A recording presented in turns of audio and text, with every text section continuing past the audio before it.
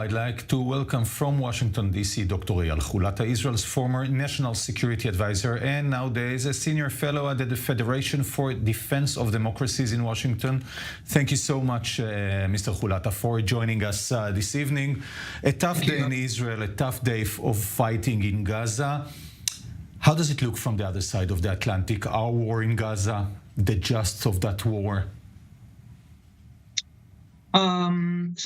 Thank you for having me here on night 24. I think the fact that I'm in Washington, of course, gives me some perspective. But I have to say that as a former national security advisor that has been in position until a year ago, I look at all of that, and it really hurts. It hurts to see the situation as it evolves. This has been the most devastating day in the combat since it started, and condolences to the families and wishes of good health to all of the injured throughout this war, of course, for this event from yesterday. I think from Washington, what this event will just increase the amount of questions that the government in Israel, the cabinet, the war cabinet, is receiving from the administration for several weeks now. Where is this going? What is Israel's intention? What is Israel's strategy and end goal as it comes to the various things that are there? About governance in Gaza in general, as we hear more and more indications that Hamas is regaining control in the north areas where the IDF is moving out, about the hostages and the potential of a deal, and of course also about the military actions, their chances of eradicating Hamas and purposefully reaching out. I mean, us as Israelis, we have a full conviction of the justification of everything that we're doing, and we know that the price and the toll that was taken yesterday, unfortunate as it is a part of a very justified war to secure the southern borders in Israel and to allow the families to go back. But from a perspective of outside of Israel, they have not moved on because they continue to support us in a way that I think are unprecedented and even surprising to many of us. I'm sure to you yourself, Yoav, this has been a way longer war than I think all of us believe that will grant a legitimacy for. But the questions will just amount, and every week that the war continues, those questions will be more vocal, I think, and open, and the demand from answers from Israel will just increase. So you spoke of legitimacy and what we in Israel call the length of the rope, how much time we have. Again, looking at it from Washington, D.C., what's the answer for those questions, which is essential for the continuation of this war? I think that the most important thing that people in Israel needs to recognize, and the viewers also from the U.S., that we Israelis, we know that the fact that President Biden himself and the administration in whole has been given Israel so much support for 109 days already is not only unprecedented. I will say it's also, there are some Israelis who think this is surprising. For people, like me, who have worked with the administration and know the deep conviction of President Biden to the security of the state of Israel, he calls himself a Zionist, and I think he really is. For him, this was no-brainer from the beginning. So he will give Israel the support it needs until we can reach our goals. I think what we're seeing more and more are questions within the administration because of the burden that this carries, by the way, also politically for Biden, but also about the price that Israel is paying during that time. We see the defense establishment in Washington asking the IDF questions about what they can do and vocalizing their, not criticism, but doubt about the possibility of eradicating Hamas in the way this war is waged. Clearly from State Department and also from the White House about the humanitarian situation.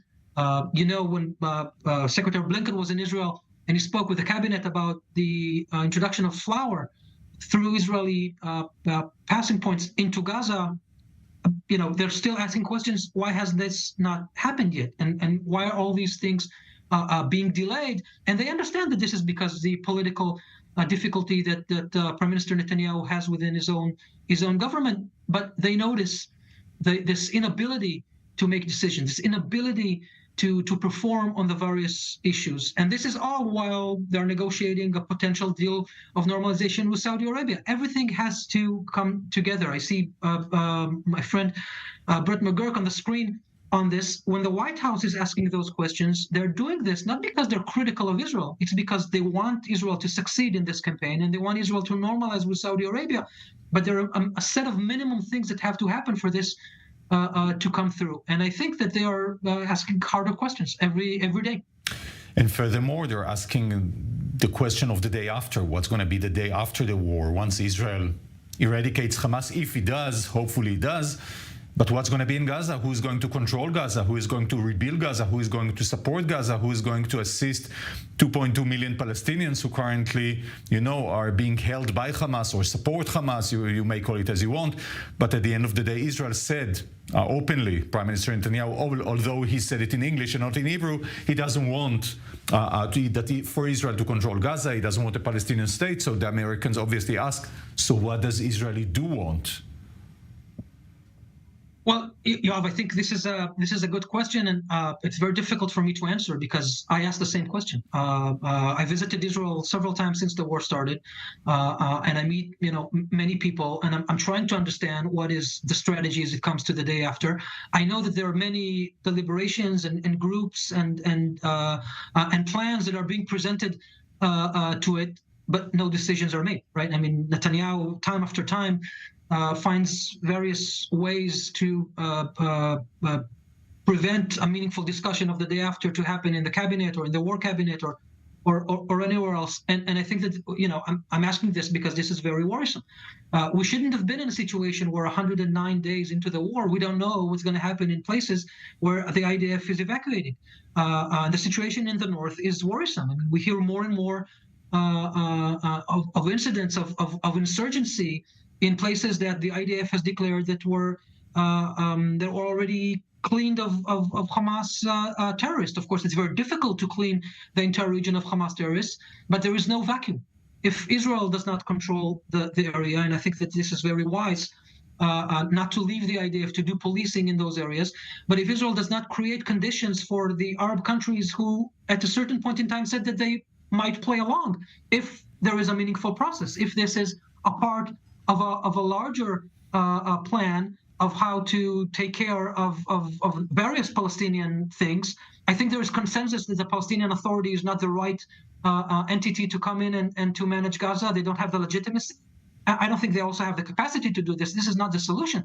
But if we want another pragmatic civilian leadership to emerge in Gaza, we have to create conditions for this to happen. I don't see this government capable of doing this. I don't see this cabinet capable of doing this. And the outcome is, I think, what we see is that there is nothing that is done. There are no decisions that are made, and there are no platforms or alternatives that are there. And what I worry is that over time, we will see more and more of Hamas operatives and Hamas supporters taking over Gaza and places that the IDF has withdrawn. And this is exactly counter to Israel's strategy, counter to Israel's interests on all fronts. Right? Regardless if you support the government or not support the government, this is not the outcome we want after such a long period of time. This worries me.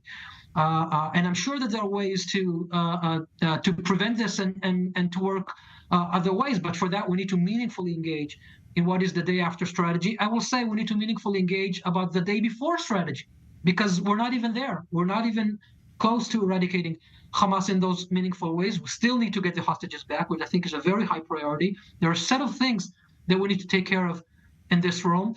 And I'm worried that the decisions are not being made in the cabinet that we just see. The picture next to me. So, Eyal, I'm going to take you for a second, virtually, of course, from Washington, put you back in Jerusalem. Two reasons, two targets for this war. One is eradicating Hamas. The other one is the hostages, bringing them back home. How, if at all, can we achieve them? And how can we achieve them simultaneously? Because the cabinet said openly that they go together, although people like me, frankly, don't see them going together. They collide. Yeah, of course. So there is a loose diplomatic term. There is tension between those two goals naturally. Sinwar is clearly surrounded themselves by our hostages as human shields, which will make it very difficult to reach him. And this is, a very kind of plastic example of what it means to win over Hamas. We need to get their leadership and kill them. And that's going to be difficult with all the hostages. That's a dilemma that is very difficult to pass. My stand on this is Israel has more levers to use on this other than just the military force, which of course we need to do. We need to make sure that Sinwar feels us getting closer to him. But I'm a strong believer that Israel is not doing enough to push diplomatically on this. The foreign Hamas leadership or so-called civilian Hamas leadership are still in Doha, and their funds are still secure in Doha. And Israel is not putting pressure on the Qataris to use that as a lever over Hamas. Now, of course, there is a question of if Qatar does this, will that convince Sinwar? Well, I think what is certain is that unless this happens, there is no other thing that will convince Sinwar to move ahead. And if this causes fracture within Hamas movement, that's not a problem for us. That's actually in our interest to cause deeper fractures between Gaza and foreign Hamas. But in order to do that, we need to put a lot more pressure on Qatar, and we need to use our American friends for this. For some reason, the government isn't doing this. I don't know why. I don't know why this is not. This should have been a very a trivial thing. Unfortunately, this isn't used. So what I'm saying is that if we look at this as just a military question, can we both release the hostages and eradicate Hamas just by using military tools, then we get to the dilemma, as you put it, and then, of course, there is a contradiction, because either we have a military strike to kill them, difficult to envision a commando mission to rescue the hostages from where they are. I wish there is a chance for that. I don't know if, I'm sure that if there is, it is being planned. But if we use more tools, if we use the Egyptians more meaningfully, if we press the Qataris more meaningfully, then maybe we can create more avenues of how to reach that. I try to follow. Of course, I only feed from what I hear on the press on those issues. But I feel like there's a lot more that could be done that isn't done, and then maybe we can achieve both of those goals simultaneously in one way or another. Let's put the southern issue aside for a second and speak about what's going on in Lebanon. Israel, has been dragged into Lebanon into a low-scale war, although if it was prior to October 7th, it was a full-scale war, but that's life.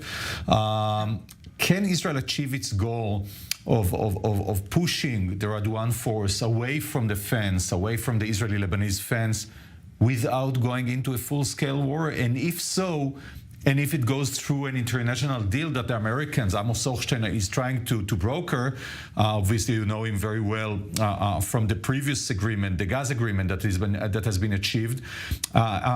If it can be brokered, who guarantees us, Israel, that it will be fulfilled? Because we've seen 1701 resolution, which was decided on August of 2006, and a month later, Hezbollah started arming itself and pushing itself southern in Lebanon, building this monster that it has in Lebanon. So who guarantees to us it won't be the same case? That's a very good question. And by the way, I also post it on the various conversations I have with the various audiences, because Israel has lost complete trust in all of those institutions and processes, because they never worked, as you say. And UNIFIL, first of all, the charter of UNIFIL is problematic, and it does not provide them the tools or the authority to do more than just, it's not even peacekeeping. But what the term I'm using when I talk to the various audiences, Israel does not need peacekeeping in Lebanon. It needs war prevention in Lebanon. And for an international force to do war prevention, they need to do much more, of course, than what they did so far. It's not enough that Lebanon or the Hezbollah, of course, will move further to the south. As you say, there needs to be a force able to verify, and if so needed, to act to make sure that this happens. And this will not happen with the composition of UNIFIL as it is now. We need stronger forces with more authority to do this.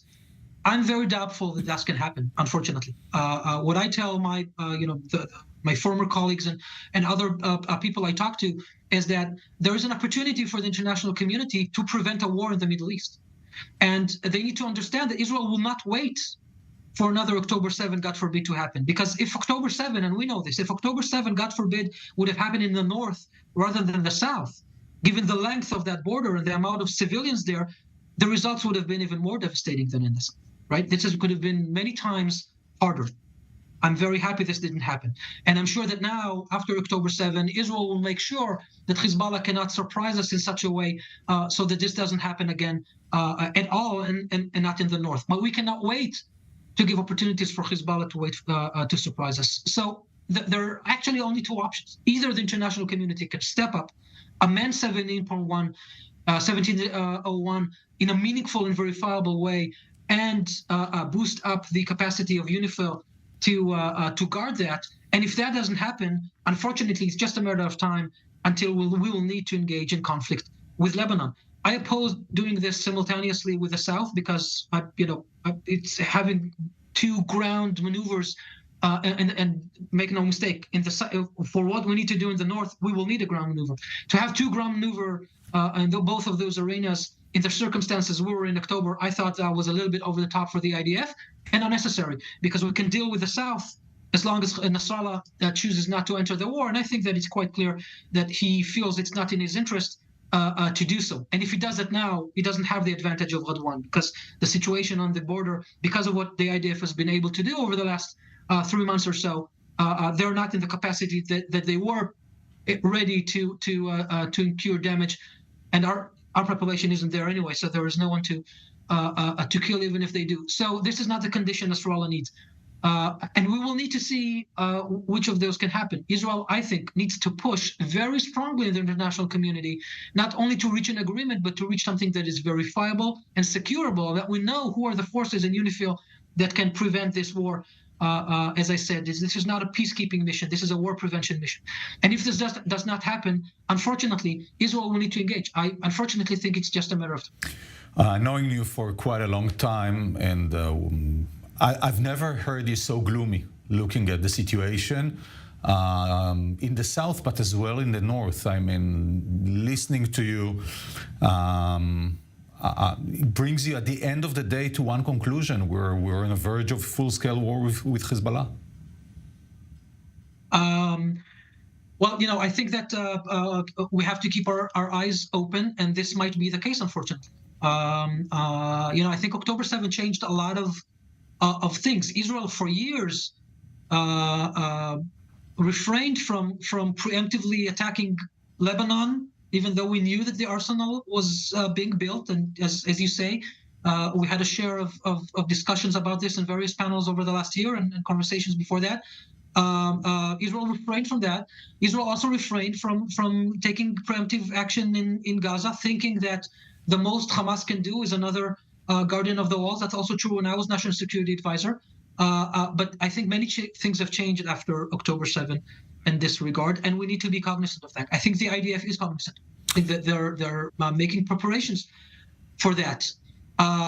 Is our political echelon ready to make the decisions they need in the proper time, and also to do the things to prevent this? Because this is not deterministic. There are things that could be done to prevent this. We can stabilize the situation of Gaza post-October 7. But if we don't do the things that we've discussed now, then it's just a matter of time until Hamas returns. I mean, Prime Minister Netanyahu says that if we stop the war, yes, Hamas will return. Well, actually, if we don't do the meaningful diplomatic things we do with the Egyptians, for instance, to secure Rafah crossing properly. I heard the Egyptians say that they reject the Israeli stand on Rafah crossing. How did we get to that? I mean, I remember, we worked and coordinated with the Egyptians. I don't want to, discuss the thing that shouldn't be discussed, but this isn't the way to do this. I thank you so much for this interview. Looking forward to hosting you again.